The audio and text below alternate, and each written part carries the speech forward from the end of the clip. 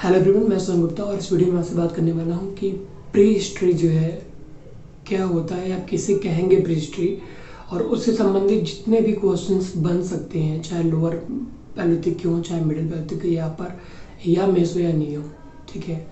तो जितने तक बनेंगे उन सब को मैं डिटेल में डिस्कस करूँगा, चाहे वो किसी भी कॉम्पिटिटिव एग्जाम में हो, चाहे एसएससी में हो, चाहे यूपीएससी में हो, चाहे पीसीएस के एग्जाम में हो, जितने भी क्वेश्चन जहाँ से मिल सकते हैं will discuss each and every questions. Even NEET exam में जो भी क्वेश्चंस पूछे गए हैं वो सब हम लोग डिस्कस करेंगे, राइट।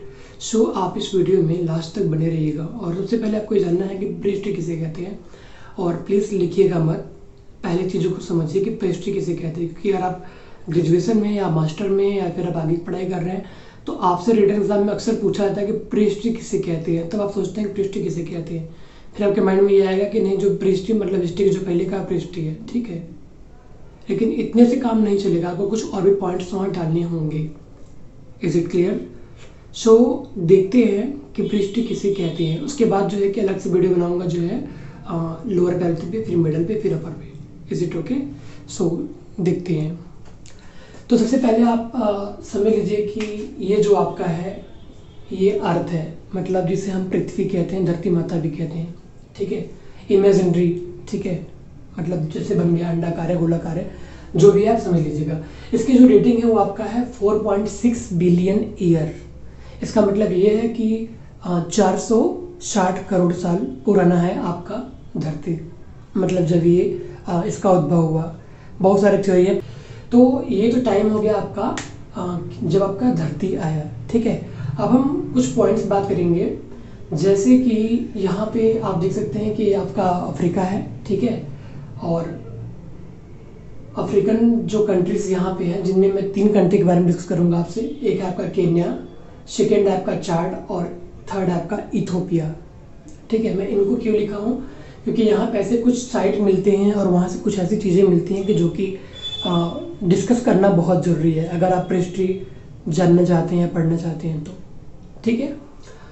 तो सबसे पहले देखते हैं कि ये जो आपका चार्ट है ये आपका है सेंट्रल अफ्रीका में, बाकी केन्या प्लस इथोपिया जो आपका है ये है ईस्टर्न अफ्रीकन कंट्रीज है, ओके। अब एक जो है कि मानव जैसा प्राणी है, या फिर उसे आप कह सकते हैं मानव ना कह के, बल्कि अगर आप उसको कपी कहें या बंदर कहें, ठीक है, तो ज़्यादा सुटेबल होगा, जिसका नाम है सैहेलैंथ्रोपस। क्या नाम है?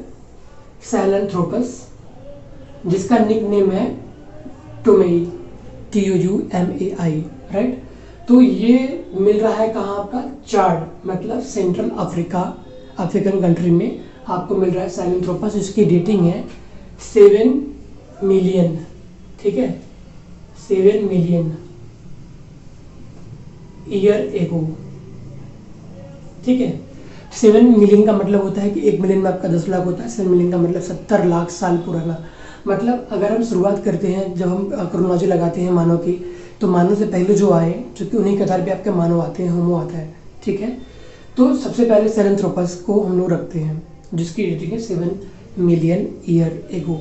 आपको ध्यान रखना है कि आपको मिलियन प्लस मिलेनियम दोनों में आपको अंतर पता होना चाहिए। जो आपका मिलियन है, 1 मिलियन इक्वल टू होता है आपका 10 लाख, जबकि आपका 1 मिलियन मतलब होता है 1000 ईयर, ठीक है, मतलब 1000 साल।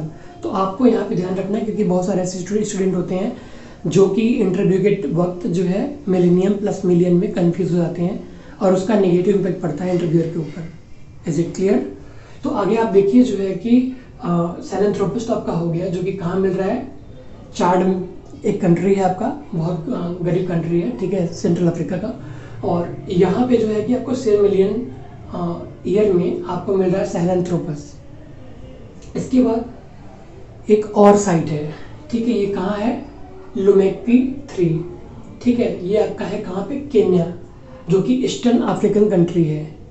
यहाँ से जो है कि लुमेक्वी 3 एक साइट है जहाँ से आपको पहला स्टोन टूल मिल रहा है, ठीक है। पहला स्टोन टूल अगर कभी भी कोई आपसे पूछे तो आपको यही जवाब देना है कि पहला स्टोन टूल आपको लुमेक्वी 3 से मिल रहा है, जो कि कहाँ पे है? केन्या में, जिसकी डेटिंग है 3.3 मिलियन ईयर, मतलब कि आपको 33 लाख साल पुराना स्टोन टूल कहाँ से मिल रहा है?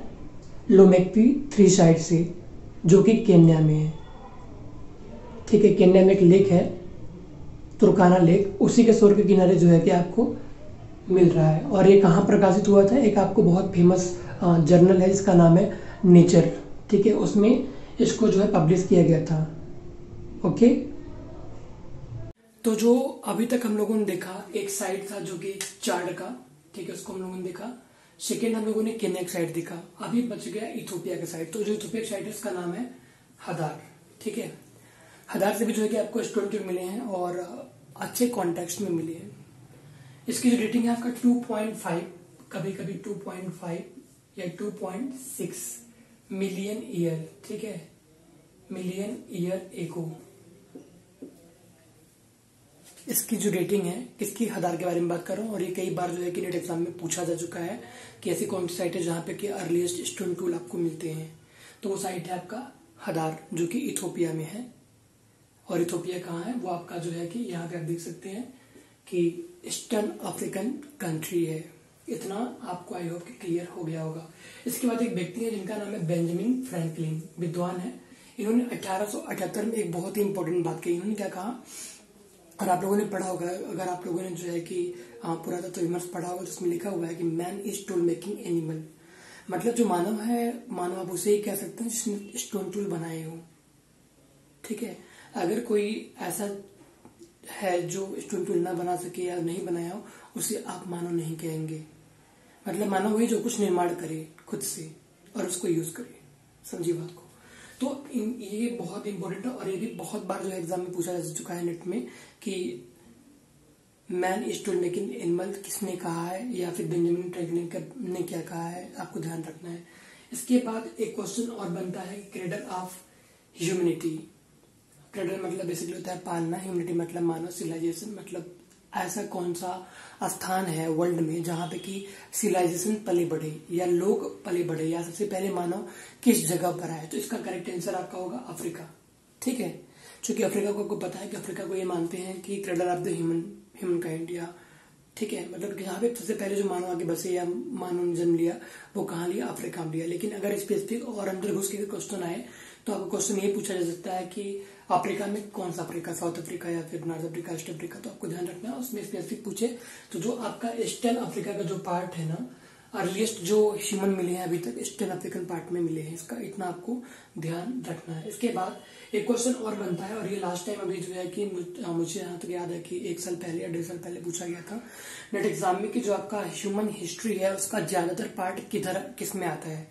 प्री हिस्ट्री में आता है या प्रोटो हिस्ट्री में आता है, किस में आता है? तो आपको पता होना चाहिए कि 99.9% जो ह्यूमन हिस्ट्री है वो प्री हिस्ट्री के अंतर्गत आता है। ओके, तो आपको इतना ध्यान रखना है कि जो आपका प्री हिस्ट्री है मानव का, उसमें इतिहास 99.9% आता है। और ये कई बार एग्जाम में पूछा जा चुका है और आइए आपको पता होना चाहिए। और जो हिस्ट्री है वो सिर्फ 0.1% है। इसीलिए बहुत सारे लोग बहस करते हैं कि हम तो हिस्टोरियन है, तो हम आर्कियोलॉजिस्ट है, तो हम जो है हिस्टोरियन है। हर किसी अपना क्लास में चलता रहता है कि हम तो हिस्ट्री पढ़ते हैं, तो आर्कियोलॉजी पढ़ते हैं, वो अलग बात है। मगर आपको ध्यान रखना है कि जो ह्यूमन का हिस्ट्री है वो 99.9% आपका आर्कियोलॉजी में आता है या प्री हिस्ट्री के अंतर्गत आता है। और प्री हिस्ट्री बेसिकली आपका आर्कियोलॉजी पे ही पूरा डिपेंड है, क्योंकि साइंटिफिक आपको जो भी एविडेंस मिलते हैं उसके आधार पे आप जो है कि इतिहास लिखते हैं। अब हम सीधे पॉइंट पे आते हैं और बात करते हैं कि प्री हिस्ट्री किसे कहते हैं। ये जितना हम लोगों ने अभी तक समझा ये पूरा बैकग्राउंड था, और इस बैकग्राउंड से भी क्वेश्चंस आते हैं। ठीक है, इसको आप इग्नोर मत कीजिएगा। बहुत बेसिक मैंने मतलब बताने की कोशिश करी है कि अगर आप किसी भी यूनिवर्सिटी से हो, कॉलेज से हो, आप इसको समझ सकते हैं इजिली। ठीक है, तो बेसिकली हम सीधे देखिए पॉइंट पे आते हैं। सैहेलंथ्रोपस के बारे में हमने बात की, जिसका रेटिंग था 70 लाख साल। ये जो मैंने बनाई है एक छोटा सा मतलब एक एग्जाम्पल के तौर पे, बहुत अच्छा मैं नहीं बना पाता हूँ, तो आप समझ लीजिए कि ये सैहेलंथ्रोपस जो कि 4 पैरों पर चलता था, एक तरह से कपी है, चिंपैंजी या ओरंगुटान जैसा मान सकते हैं आप। ओके, इसके बाद जो साइट थी लोमेक्वी 3 मैंने बताई थी लोमेक्वी 3 के बारे में कि सबसे पहला साइट जहाँ पे अर्लीस्ट स्टोन टूल मिल रहा है आपको लोमेक्वी 3। लेकिन आपको ध्यान रखना पड़ेगा कि ऐसी बहुत सारी किताबें हैं जिसमें आपको मिलेगा हदार की रेटिंग कितनी थी? 2.5। तो अगर किताबों में आप देखेंगे तो आपको जो है कि 25 लाख साल से स्टार्टिंग करते हैं। 25 लाख से लेकर के जो है कि 3 लाख साल तक मिडिल पैर थी, फिर 3 लाख से लेकर के जो है कि 40,000 तक आते हैं प्रपैलोथिक, फिर 40,000 से लेकर 10,000 तक आते हैं आपका मेसोलिथिक, फिर 10,000 से लेकर के 3,000 या 4,000 तक आते हैं आपका न्यूलिथिक, फिर 4,000 से लेकर के फिर आते हैं, समझ रहे हैं ना, 3,000 तक आपका चारकोलिथिक, फिर चारकोलिथिक से लेकर इस तरह से आरएनए जाते हैं 1000 BC के आसपास या 1500 BC के आसपास। तो आपको समझना पड़ेगा ये सब, I am talking about it. वहाँ से भी क्वेश्चन बनते हैं, आपको रेटिंग भी क्लियर रखना पड़ेगा, अपर पैलोथिक कितनी है, लोअर पैलोथिक कितनी है, मिडिल पैलोथिक कितनी है। भारत में अर्ली स्टेट आपको पता ही है कि चरमपक्कम का जा रहा है 1.5 मिलियन, कुछ लोग 1.7 भी क्लेम कर रहे हैं। It's okay. तो अभी आप इतना समझ लीजिए। इसके बाद अब आपको समझना ये है कि जो ये आधार है ना, आधार सबसे पहले जो है कि स्टोन टूल आपको यहाँ से मिलता है और ये एकदम ऑथेंटिक है, यहाँ पे कोई डाउट नहीं है। डाउट तो ऐसे यहाँ भी नहीं है, लेकिन ज़्यादातर किताबों में इसको माना गया, तो मैं भी इसी को मान के चल रहा हूँ कि 25 लाख साल से लेकर के जब आपके पास कोई भी ऐसा डॉक्यूमेंट आया जिसको आपने डिसाइफर किया या नहीं कर पाए। फॉर एग्जाम्पल कि आपके पास जो हड़प्पन है, हड़प्पन सिल्स है, मोहरें हैं, लगभग 3,000 के आसपास मोहरें अब तक मिल चुकी हैं, उससे ज़्यादा ही मिली हैं, ठीक है। और सबसे ज़्यादा मोहरें आपको जो है कि कहाँ से मिल रही है, मोहनजोदारो से, ठीक है, 1200 के आसपास मिली है। तो आपको भी ध्यान रखना है इस बात का कि अभी तक हड़प्पन जो है कि डिसाइफर नहीं हो पाया। हड़प्पन के जो मोहरे हैं, उसके जो स्क्रिप्ट मिलते हैं, वो अभी तक डिसाइफर नहीं हो पाए हैं। तो वहाँ तक मतलब अगर मोटा मोटा एक डेट रखा जाए तो 3,000 BC में रख सकते हैं क्या? तो 3,000 BC तक, 25 लाख से लेकर के 3,000 BC तक का जो टाइम पीरियड है वो आपका प्री हिस्ट्री के अंतर्गत आता है। It's clear. मैंने यहाँ पे कुछ जो है कि स्क्रिप्ट बनाए हैं जो कि हड़प्पन से मैच करते हैं, थोड़े बहुत, उतना अच्छा मैं नहीं बना पाया हूँ, बट एक कॉमन आपके समझने के लिए मैंने बनाई है। तो बेसिकली आप 1000 से लेकर के सीधे आ जाइए हड़प्पन तक। 1000 से लेकर हड़प्पन तक के बीच का जो टाइम पीरियड आपका आएगा प्री हिस्ट्री के अंतर्गत। क्लियर। और इसके बाद आपको ध्यान रखना है, कुछ प्री हिस्ट्री के बारे में आपसे बात करना चाहता हूँ। एक व्यक्ति, इनका नाम है RB फुट। आपने इनका नाम पढ़ा होगा और जानते भी होंगे आप इनके बारे में, if I am not wrong. तो RB फुट जो है कि father of Indian pre history जाने जाते हैं और ये जियोलॉजिकल सर्वे ऑफ इंडिया से थे। इतना आपको ध्यान रखना। 1863 में इनको सबसे पहले एक जो है कि हैंडेक्स मिला था पल्लवरम साइट से, इतना आपको पता होना चाहिए। तो इतना एक छोटा सा बैकग्राउंड मैंने आपको बताई है प्री हिस्ट्री के बारे में। अब मैं आपसे कुछ पॉइंट बात करना चाहता हूँ, ठीक है। जैसे कि मैं आपसे बात कर लूँ कि आपने सुना होगा कि जो हमारे मतलब जो एंसेस्टर थे वो असभ्य थे, कि किताबों में लिखे गए हैं, मगर ऐसा कुछ नहीं है, ठीक है। आप इस पर फोकस मत करिएगा, क्योंकि मैं आपको बताऊं कि जो मानव थे उनका अध्ययन करने के लिए, उनका स्टडी करने के लिए तमाम तरह की टेक्नोलॉजीज़ की जा रही है आज की डेट में, ठीक है। फिर भी हम उनको उतना अच्छे से नहीं समझ पा रहे हैं। तो आप समझिए कि उनकी लाइफ कैसी रही होगी, ठीक है।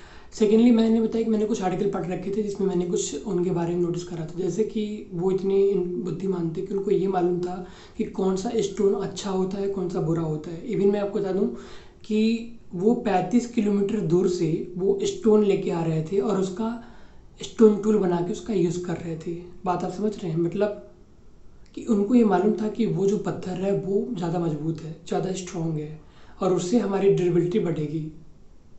बात समझ रहे हैं।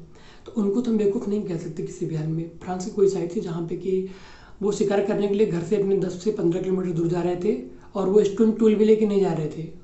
वहीं का स्टोन मतलब उठा करके उसी से टूल बना करके शिकार करने के बाद फिर स्टोन टूल वहीं छोड़ के आ रहे थे घर पे, ठीक है। फिर वो जा रहे थे, फिर वहीं फिर उस स्टोन टूल को और धार लगा रहे थे या फिर कुछ नया स्टोन बना रहे थे और उसका यूज़ कर रहे थे। कभी कभी तो साल भर बाद वहाँ जाते थे, फिर मार के खाते थे। मतलब एक टाइम वो गए, उस एरिया पे शिकार किया, जो बड़े जानवर थे, बाद में जानवर खत्म हो गए, वहाँ से चले गए। एक साल बाद फिर वो वहीं आ रहे हैं, फिर उनको जानवर मिल रहे हैं, फिर उनको मार रहे हैं, फिर खा रहे हैं। इस तरीके से उनकी लाइफ चल रही थी। तो किसी भी हाल में उनको हम पागल या नहीं कह सकते हैं या असभ्य उनको नहीं कह सकते हो। इंटेलिजेंट थे, बहुत बुद्धिमान थे। अपने टाइम पर उन लोगों ने भी चीज़ों का यूज़ किया है। जो जैसे आज के डेट में अगर मैं आपसे बात करूँ, आपको क्या लगता है कि स्टोन एज के जो मानव थे सिर्फ उन्होंने स्टोन यूज़ किया होगा? नहीं, उन्होंने ज़्यादातर उन्होंने जो है कि हड्डियों का प्रयोग किया है, ठीक है। बोन टूल का उन लोगों ने प्रयोग किया है। इसके बाद लकड़ियों का उन लोगों ने ऑफकोर्स प्रयोग किया होगा। तमाम तरह के जो है कि बम्बू है, लकड़ी है, उनका प्रयोग उन लोगों ने किया होगा। हालांकि उनके साक्ष्य में उतनी ज़्यादा नहीं मिलती हैं, इसका मतलब ये तो नहीं कि उन्होंने यूज़ नहीं किया। फॉर एग्जाम्पल मैं आपको दूं कि आज की डेट में हम लोग अपने आप को समझते हैं कि हम लोग प्लास्टिक एज में रह रहे हैं। जहाँ पे भी आप हैं, जिस रूम में रह रहे हैं, अगर आप थोड़ा सा नज़र दौड़ाएंगे तो आपको मिलेगा कि चारों तरफ कुछ ना कुछ प्लास्टिक की चीज़ें हैं। बिना प्लास्टिक के आप नहीं रह सकते हैं। इवन आपका जो फ़ोन का कवर है वो भी प्लास्टिक का है, ठीक है। जिसमें आप पानी पी रहे हैं वो भी प्लास्टिक है। बहुत सारी चीज़ें हैं। तो इसके अलावा भी क्या हम सिर्फ प्लास्टिक यूज़ कर रहे हैं? नहीं, हम लोहा भी यूज़ कर रहे हैं, स्टील भी यूज़ कर रहे हैं, सोना भी यूज़ कर रहे हैं, चांदी भी यूज़ कर रहे हैं, मतलब तमाम तरह के जो भी मेटल हैं सब हम लोग यूज़ कर रहे हैं। तो इसी तरीके से उनके पास भी तमाम तरह की ऑप्शंस थी। इतने ऑप्शंस नहीं रहे होंगे, मगर जो भी रहेंगे उन्होंने यूज़ किया होगा। तो ओवरऑल समझ लीजिए कि जो आपके एंसेस्टर थे वो एक टाइम पे बड़े जानवरों को मार के उन्होंने खाया। बाद में जब मेसोलिथिक पीरियड आया तो उस टाइम क्या हुआ कि इन लोगों ने छोटे जानवर को मारना शुरू किया, क्योंकि बड़े जानवर खत्म हो गए थे, ऐसा मानते हैं लोग। It's clear. तो ये रही छोटी सी कहानी पृष्ठ के बारे में। बाकी आगे नेक्स्ट वीडियो में आपसे बात करूंगा लोअर पैलेथिक के बारे में, और उससे संबंधित जितने भी साइट्स हैं उसके बारे में आपसे डिस्कशन करूंगा। आई होप कि वीडियो आपको पसंद आया होगा। पसंद आया तो लाइक जरूर कर लेना, ना पसंद आया तो कोई बात नहीं। Thanks for watching, see next video, take care.